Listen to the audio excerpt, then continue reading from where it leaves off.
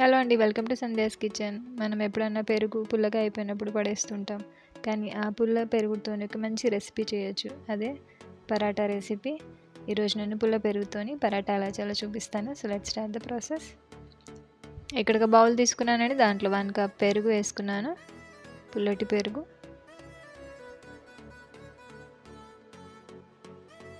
దాంట్లో ఒక 2 మిర్చీలు ఇట్లా సన్నగా స్లైస్ చేసి వేసుకున్నాను. కరివేపాకు చాప్ చేసుకొని వేసుకుంటున్నాను. కొద్దిగా పుదీనా కూడా చాప్ చేసుకొని వేసుకున్నాను. నెక్స్ట్ కొత్తిమీర కూడా సన్నగా చాప్ చేసి వేసుకోండి. దాంట్లో 2 టీ స్పూన్స్ కారం వేసుకున్నాను. పసుపు 1 టీ స్పూన్ వేసుకున్నాను.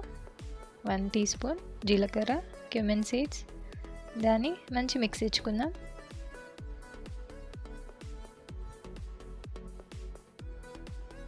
ఇక్కడ పెరుగు అంతా మిక్సప్ అయిపోయింది. దీంట్లో కొద్దిగా సాల్ట్ వేసుకున్నాను.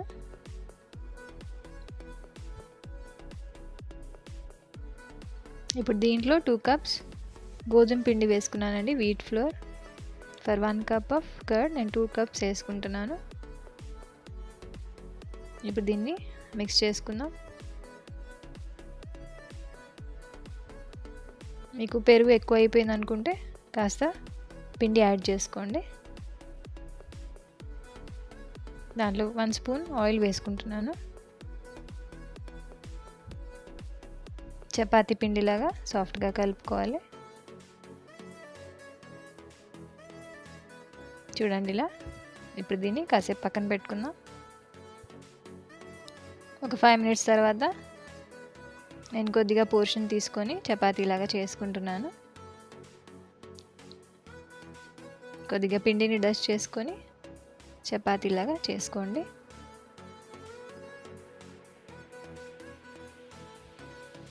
చూడండి ఇలా చేసి పెట్టుకున్నాను.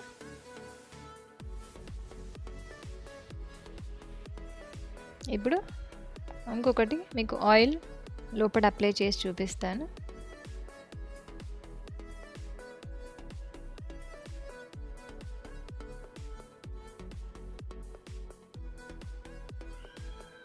ఇప్పుడు మిడిల్లో ఆయిల్ వేసుకొని ఫోల్డ్ చేసుకుందాం.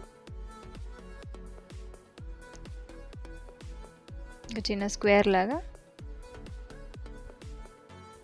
ఇలా చేస్తే ఏంటంటే లేయర్స్ అనేది మంచిగా వస్తాయి.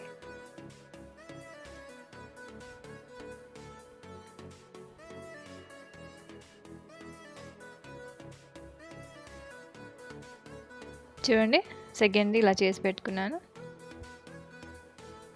ఇప్పుడు ప్యాన్ పెట్టుకుందాం స్టవ్ మీద.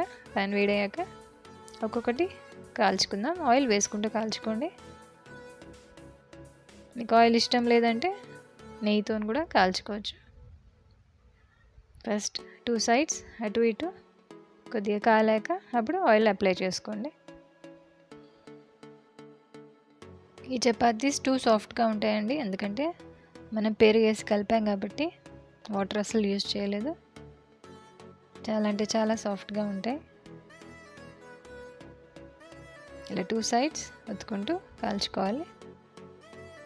పెరుగు మరి 4-5 డేస్ది యూజ్ చేయకుండా ఒక 2 డేస్ది యూజ్ చేస్తే చాలా బాగుంటాయి.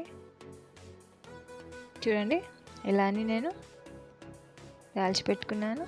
సో మన ప్లేటింగ్ కూడా రెడీ అయిపోయింది. ఇది పెరుగుతో తిన్నా బాగుంటుంది, ఉట్టిగా తిన్నా బాగుంటుంది. సో తప్పక ఒకసారి సోర్ కర్డ్తోని పుల్ల పెరుగుతోని ఇలా ట్రై చేయండి. చాలా టేస్టీగా ఉంటాయి. ఆ కొత్తిమీర, కరివేపాకు అండ్ పుదీనా ఒక ఫ్లేవర్ ప్లస్ ఆ పెరుగు యొక్క పుల్ల టేస్ట్ చాలా బాగుంటుందండి. It's tasting time. చాలా సాఫ్ట్గా ఉంది, టేస్ట్ చాలా బాగుందండి. ఈ రెసిపీ నచ్చినట్టయితే నా రెసిపీకి లైక్ చేయండి and also subscribe to Sandhya's kitchen. Thank you.